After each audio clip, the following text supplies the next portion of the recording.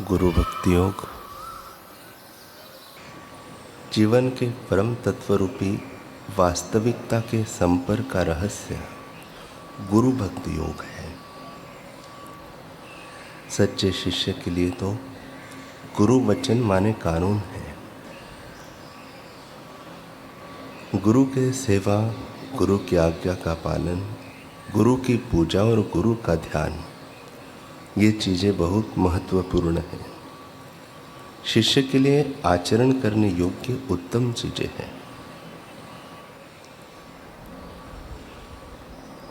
गुरु की कृपा तो सदा रहती है। महत्वपूर्ण बात यह है कि शिष्य को गुरु के वचनों में श्रद्धा रखनी चाहिए और उनके आदेशों का पालन करना चाहिए। एक बार संत चरणदास जी के शिष्य गोसाई जुगतानंद जी चूरू राजस्थान में पधारे। उनका सत्संग व दर्शन पाकर वहां के शासक कांधलोत राठौर वंश के हरि सिंह जी उनके शरणागत हो गए। उन्हीं के वंश के एक नवयुवक ने जुगदानंद जी से दीक्षा ले ली। गुरु कृपा से उनका वैराग्य जागा और वह संसार से उदासीन रहकर हर समय जब ध्यान में तल्लीन रहने लगा। उसका वैराग्य जब कुछ शिथिल पड़ता तो वह संत चरणदास जी के पद पदावलियों को पढ़ता। उनके पद विवेक वैराग्य जगाते, जैसे उस नवयुवक का मन नई शक्ति व उत्साह के साथ पुनः भजन में लग जाता। नवयुवक के माता पिता को बेटी की स्थिति देखकर चिंता हुई। उन्होंने उसका विवाह कर देना चाहा। वे उसे अनेकों महापुरुषों के उदाहरण व शास्त्र वचनों के प्रमाण दे दे के विवाह के लिए राजी करने की कोशिश करते, किंतु युवक का वैराग्य बड़ा ही तीव्र था।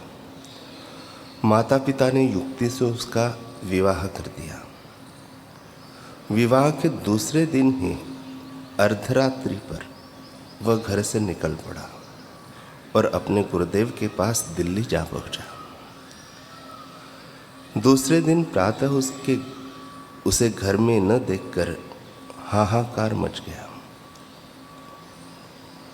घर वालों ने चारों ओर भागदौड़ करने पर जब उसका कहीं पता न मिला तो माता पिता गुरुजी के आश्रम जा पहुँचे। वहाँ अपने बेटे को देखकर रो रो कर गुरुजी से प्रार्थना करने लगे कि इन्हें वापस भेज दो। गुरुजी ने शिष्य से कहा, बेटा तुम घर जाओ, घर जाकर भजन करो। वह गुरुजी की आज्ञा की अवहेलना नहीं कर सका। वह माता पिता के साथ चला गया। उसने गुरु आज्ञा का पूरी तरह पालन किया। घर में रहकर भजन करने लगा, पर खाना पीना बंद कर दिया। उसके माता पिता उसे समझाने लगे, किंतु वह उल्टा अपने माता पिता को ही कहता कि घर में आग लगी हो और कोई आपसे कहे खाने को, तो आप बैठे बैठे खाना खाएंगे या घर से बाहर निकल के किसी सुरक्षित स्थान पर जाने की चेष्टा करेंगे। संसार में आग लगी है। महाकाल की प्रचंड अग्नि फैल फैल कर प्राणियों को भस्मीभूत करती जा रही है। न जाने कौन कब उसके लपेटे में आ जाए। गुरुदेव के शीतल चरणों को छोड़कर ऐसा कोई स्थान नहीं है जहाँ जीव सुरक्षित रह सके। पर आप लोग मोहवश संसार से चिपके हुए हैं, मुझे भी चिपकाए रखना चाहते हैं। कई दिन हो गए उसे निराहार रहते हुए। उसका शरीर क्रश हो गया। माता पिता को भय हुआ कि कहीं उसके प्राण ही न निकल जाए। तब उन्होंने कहा, अच्छा बेटा, तुम्हारा यही निश्चय है कि तुम गुरुदेव की शरण में रहकर भजन करोगे तो भले ही उनके पास चले जाओ, जहाँ भी रहो सुख से रहो, भगवान तुम्हारा मंगल करे। तब लड़के ने कहा, मुझे तो गुरुदेव की आज्ञा है घर पर रहकर ही भजन करने की, मैं उनकी आज्ञा के बगैर और कहीं नहीं जाऊंगा। हार कर पिता ने गुरुदेव के पास एक आदमी द्वारा समाचार भेजा। गुरुदेव की आज्ञा मिलते ही वह माता पिता को प्रणाम कर प्रसन्न मन से गुरुदेव के पास चला गया। जब वह गुरुदेव के आश्रम पहुंचा तो रात्रि अधिक हो गई थी और बरसात हो रही थी। आश्रम का दरवाज़ा बंद हो गया था। गुरुदेव को नींद से जगाता कैसे? पूरी रात वह भीगते हुए बाहर ही खड़ा रहा। प्रातः होते ही वह गुरुदेव के चरणों में जा गिरा। गुरुदेव ने उसे हृदय से लगा लिया और उसे विरक्त वेश दिया और नाम रखा अड़िग दास, क्योंकि वह अपने संकल्प पर दृढ़ व अड़िग रहा और गुरुदेव उसकी दृढ़ता से बहुत प्रसन्न हुए। अड़िग दास जी की गुरु निष्ठा अद्वितीय थी। गुरु निष्ठा के बल पर ही उन्होंने भगवत प्राप्ति पाई। उन्होंने अपने कई दोहों में गुरु कृपा का वर्णन इस प्रकार किया है। धन धन सद्गुरुदेव जी, अनंत किया उपकार, अड़िग दास भव सिंधु सु, सहज लगाया पार।